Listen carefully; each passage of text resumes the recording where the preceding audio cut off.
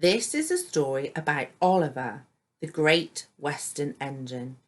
His owner didn't want him anymore, and he was going to be turned into scrap until someone came to the rescue. One day, Edward was talking to Douglas. They had heard that steam engines were being put out of service across the island and replaced by new diesel engines. "They're being turned into scrap," said Edward quietly. "Don't mention that word," Douglas gasped. "It makes my wheels wobble."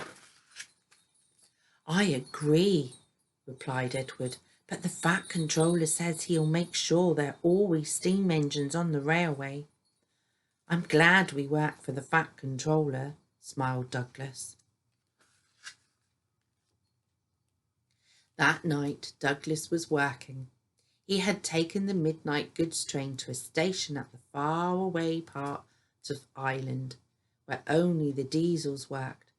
He was just shunting, ready for his return journey, when he heard a faint hiss. "That sounds like a steam engine," he thought in surprise. The hiss came again. "Who's there?" asked Douglas. "I'm Oliver," whispered a voice. "Are you one of the Fat Controller's engines?" "Aye, I'm proud of it," replied Douglas.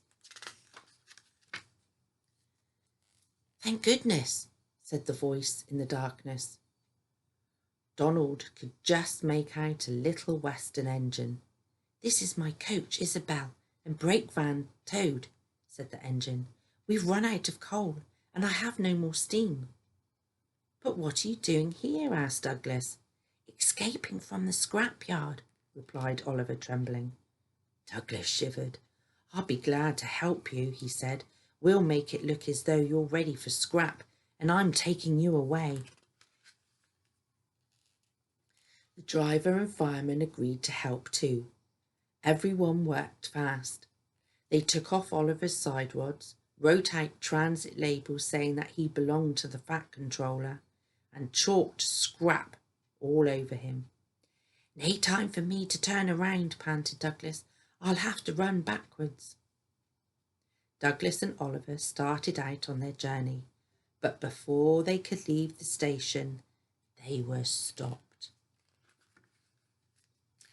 "Ah," exclaimed the foreman, shining his torch over at Oliver, "a great Western engine." His light flickered back further back. "With a Western coach and brake van, you can't take these." "But they're all for us, you see for yourself," exclaimed Douglas's driver.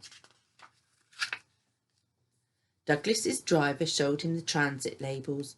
Oliver and Douglas hardly dared to breathe. The foreman looked all over Oliver. "Seems in order. You can go, driver," he said. "Phew, that was a near thing," puffed Douglas.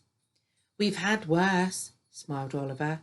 "We were nearly caught getting here and had to hide on an old quarry branch for 3 days. I was very frightened." "I'm not surprised," replied Douglas, and they forged ahead. It was daylight when their journey ended. "We're home," cried Douglas as they reached the Fat Controller's railway. "I know just the place for you." He showed them an empty siding, nicely hidden away. "Goodbye, and thank you," whispered Oliver. "I was happy to help," smiled Douglas, and he puffed away. Back at the shed, Douglas told the other engines about Oliver. They were very excited and agreed that something must be done for him. "The Fat Controller will have to know," said James. "Douglas should tell him at once," added Gordon. "Well, here I am," said a cheerful voice. "Now what's all this about?" It was the Fat Controller. The engines were silent.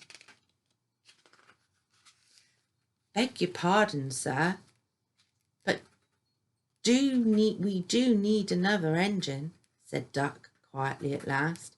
"Yes, sir, a steam engine, sir," said Gordon.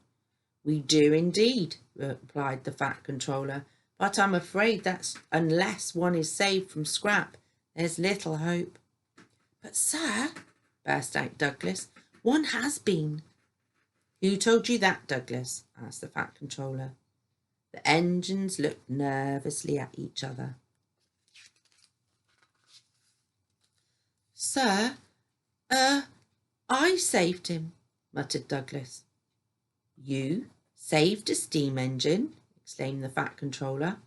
I want to hear everything.